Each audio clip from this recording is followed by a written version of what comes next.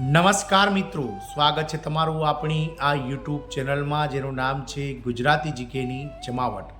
તો આવતીકાલે એટલે કે 1 ઓગસ્ટ 2025ના રોજ દેશભરના સરકારી કર્મચારીઓ ઓલ્ડ પેન્શન સ્કીમ એટલે કે મિત્રો જૂની પેન્શન યોજનાને ફરીથી પુનઃસ્થાપિત કરવાને લઈ અને મિત્રો દેશભરમાં રેલીઓના કાર્યક્રમ આવેદનો આપવાના કાર્યક્રમો યોજવા જઈ રહ્યા છે. ગુજરાતમાંથી પણ 1.5 લાખ જેટલા કર્મચારીઓ મિત્રો આ રેલીમાં યોજાશે અને આગામી 25 નવેમ્બર સુધીના કાર્યક્રમો જે છે તે રૂપરેખા છે તે પણ નક્કી કરી દેવામાં આવી છે. જાણી વિડીયોમાં વિગતવાર કે કેમ કર્મચારીઓ આવતીકાલથી દેશભરમાં રેલીનો કાર્યક્રમ યોજીને આગામી 25 નવેમ્બર સુધી સરકાર સામે ટ્વિટર અભિયાન તેમજ ઉપવાસ સહિતના જે આંદોલનોના હથિયારો છે, જે અહિંસક આંદોલનોના હથિયાર કહી શકાય, તે ઉપાડ્યા છે, તેને લઈ અને વિડીયોમાં વિગતવાર ચર્ચા કરીશું. તો વિડીયોના અંત સુધી આ બન્યા રહો. જો ચેનલમાં પહેલીવાર વિડીયો જોતા હોય તમે તો ચેનલને લાઇક, શેર અને સબસ્ક્રાઇબ કરી બાજુમાં રહેલું બેલ આઇકોન દબાવવાનું ભૂલશો નહીં, જેથી કરીને ચેનલ પર મૂકવામાં આવતા આવા સરકારી ભરતી, OPS, NPS વગેરેના સમાચારો તમને અમારા ચેનલના માધ્યમ પરથી સરળતાથી ઉપલબ્ધ થઈ જાય. તો આવતીકાલે એટલે કે 1 ઓગસ્ટ 2025ના રોજ OPSને લઈ એટલે કે જૂની પેન્શન યોજના ફરીથી પુનઃસ્થાપિત કરવાને લઈ સરકારી કર્મચારીઓ દેશભરમાં રેલી યોજશે. ગુજરાતના 1.5 લાખ કર્મચારીઓ પણ જોડાશે. 25 નવેમ્બર સુધી ઉપવાસ, ટ્વિટર અભિયાન અને દિલ્હીમાં ધરણા કાર્યક્રમ સહિતના કાર્યક્રમો પણ યોજાશે. National movement for old pension scheme એટલે કે NMOPS જે દેશભરમાં ચાલી રહી છે, આ માટે ભારતમાં 1 ઓગસ્ટના રોજ એટલે કે આવતીકાલે સરકારી કર્મચારીઓની રોષ રેલી યોજાવાની છે. જેમાં નવી પેન્શન સ્કીમ હેઠળ આવતા રાજકોટ જિલ્લાના 6000થી વધુ ગુજરાતના 1.5 લાખ જેટલા સરકારી કર્મચારીઓ ઓલ્ડ પેન્શન સ્કીમ લાગુ કરવાની માંગ ઉઠાવશે. સરકારના સાંસદો અને ધારાસભ્યો માટે હજુ ઓલ્ડ પેન્શન સ્કીમ લાગુ છે, તો સરકારી કર્મચારીઓ માટે શા માટે દબાણપૂર્વક નવી પેન્શન સ્કીમ લાગુ કરવામાં આવેલી છે, એવા સવાલ સાથે રોષ રેલી યોજાશે. સરકારી કર્મચારીઓ 1 ઓગસ્ટથી લઈને આગામી 25 નવેમ્બર સુધી ઉપવાસ, ટ્વિટર અભિયાન અને દિલ્હીમાં ધરણા કાર્યક્રમ સહિતના વિવિધ આંદોલનાત્મક કાર્યક્રમ કરી હલ્લાબોલ કરશે. એક તરફ ચોમાસાની સિઝન ચાલી રહી છે, ત્યારે રાજકોટમાં એક શિક્ષક ઓલ્ડ પેન્શન સ્કીમની છત્રી સાથે વિરોધ કરશે.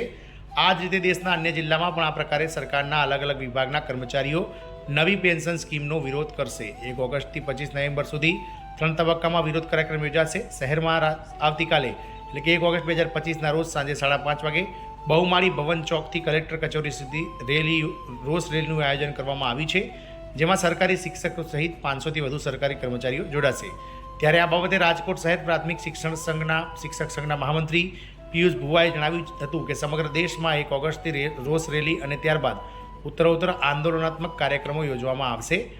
એમાં ઉપવાસ આંદોલન, ટ્વિટર અભિયાન અને છેલ્લે 25 નવેમ્બર 2025ના રોજ દિલ્હી ખાતે સમગ્ર દેશના NPS એટલે કે ન્યૂ પેન્શન સ્કીમના કર્મચારીઓ ધરણા પ્રદર્શન કરવામાં આવશે. 5 સપ્ટેમ્બરે ઉપવાસ, સામૂહિક ઉપવાસ જે છે તે મિત્રો તેનું આયોજન કરવામાં આવ્યું છે. 5 સપ્ટેમ્બર 2025ના રોજ 1 ઓક્ટોબર 2025ના રોજ ઓલ ઇન્ડિયા ટ્વિટર અભિયાન એટલે કે તમામ કર્મચારીઓ એક્સ પર પોતાની ભડાસ ઠાલવશે.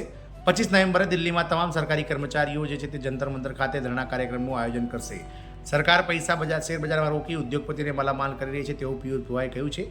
પિયુષ ભુવા કે જેઓ રાજકોટ શિક્ષણ મંડળના પ્રમુખ છે, તેમણે જણાવ્યું હતું કે ખાનગીકરણના વિરોધમાં લડત ચાલી રહી છે. આ કાર્યક્રમો સરકાર માટે એટલા માટે કરવામાં આવી રહ્યો છે કે સરકાર કર્મચારીઓ માટે જૂની પેન્શન સ્કીમ લાગુ કરવામાં આવે. NPS અને UPSમાં જે સરકારી પૈસા છે કર્મચારીઓના કપાઈ રહ્યા છે, એ બધા જ પૈસા સરકાર અત્યારે શેરબજારમાં રોકીને ઉદ્યોગપતિઓને માલામાલ કરી રહી છે.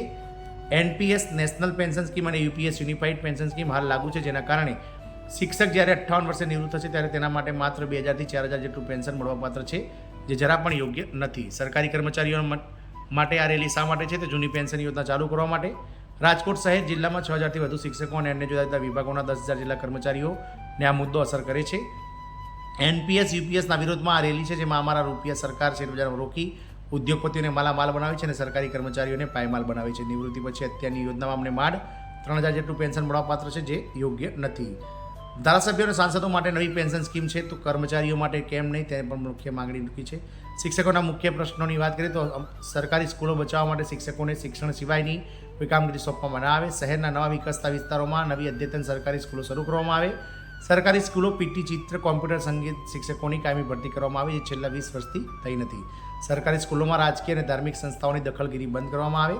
પેન્શન જે 2 જગ્યાએ મંજૂર ન કરતા એક જ જગ્યાએથી મંજૂર કરવા જિલ્લા ફેરબદલીના કિસ્સાઓમાં કરવું જોઈએ. રાજકોટના 6000 કર્મચારીઓનો આ મુદ્દો અસર કરશે. જ્યારે રાજકોટ શહેરના મહાનગર પ્રાથમિક શિક્ષક મંડળના ઉપપ્રમુખ હિતેશ રાઠોડે જણાવ્યું હતું કે national movement for old pension સ્કીમના નેજા હેઠળ રાજકોટ મહાનગર પ્રાથમિક શિક્ષક સંઘના નેજા હેઠળ ન્યૂ પેન્શન સ્કીમ અને યુપીએસ સ્કીમનો વિરોધ રૂપે 1 ઓગસ્ટના રોજ રોષ રેલીનું આયોજન કરવામાં આવ્યું છે.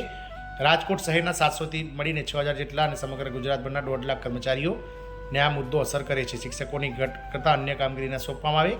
1 એપ્રિલ 2025ના નોકરીને ધ્યાન પર લેતા તમામ સરકારી કર્મચારીઓ જૂની પેન્શન યોજનાનો લાભ આપે તેવી અમારી માગણી છે.